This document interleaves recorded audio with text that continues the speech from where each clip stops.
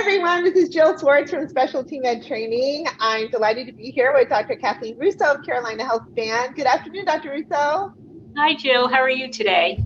I'm very good and so happy to be continuing our education series on regenerative and longevity and functional medicine. This is just so great. And I know we have such wonderful feedback from all of your listeners and patients and just consumers alike that are really getting a lot of benefit from all that you're sharing with us. So thank you. We really appreciate it. Well, I really enjoy. I look forward to doing these. It's so exciting to share what I'm passionate about and what I feel like is so effective and safe and really addresses the needs and the concerns of my patients. Yeah, and then you really get to hear from the doctor, from the expert, not just like searching and getting these online queries. So today specifically, we're going to talk about PRP for hair restoration. And yeah, that's very exciting. I know it's a little complicated, hair loss, but we'd love to learn more because I think everyone, men and women alike, suffer, especially as we age, with hair loss in some respects. So yeah, it's a very common problem, hair loss, and especially in the last few years with COVID, you'll hear people talking about COVID hair, and it's a real thing. People have been suffering with changes in the quality of their hair and the quantity of their hair since being infected with COVID. And there's many reasons why people suffer with hair thinning and hair loss. There's androgenic alopecia, which is male pattern baldness, or from androgens, hair loss, stress, nutritional deficiencies, other hormones, infections. So lots of causes why people suffer with hair issues, and PRP for hair restoration is very effective. It's very safe, and it's minimally invasive.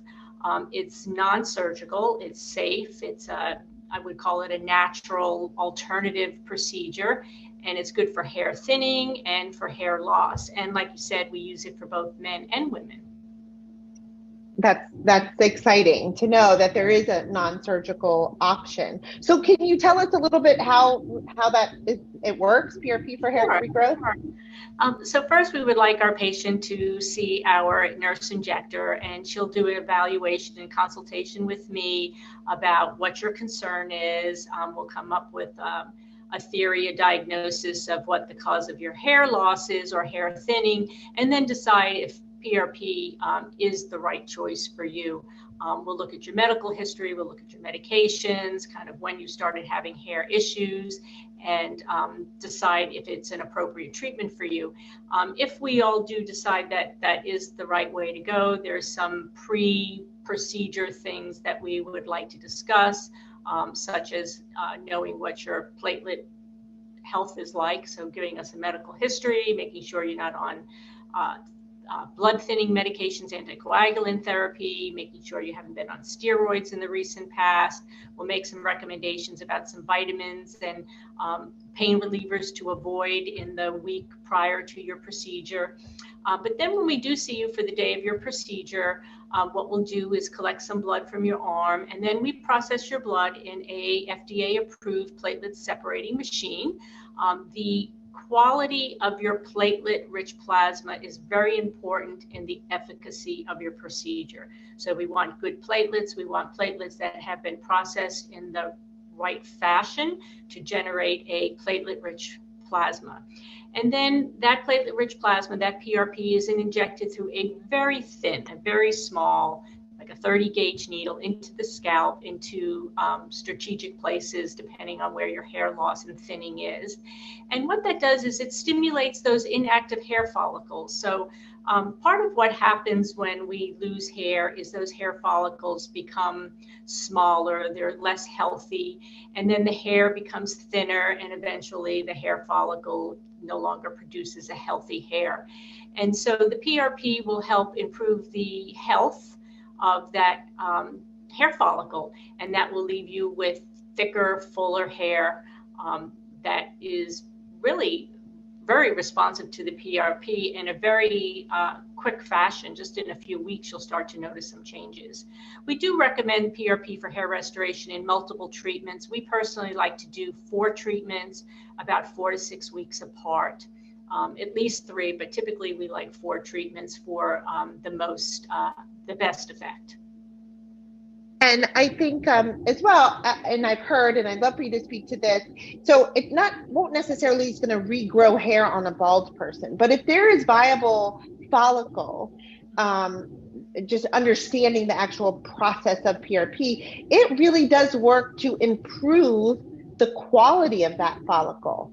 Exactly. And that's why we'll do an initial consultation first, because we want to determine if you're a good candidate for the procedure. We don't want to be doing the procedure on someone who's not going to get the maximal results and, have that financial investment and the time and the procedure.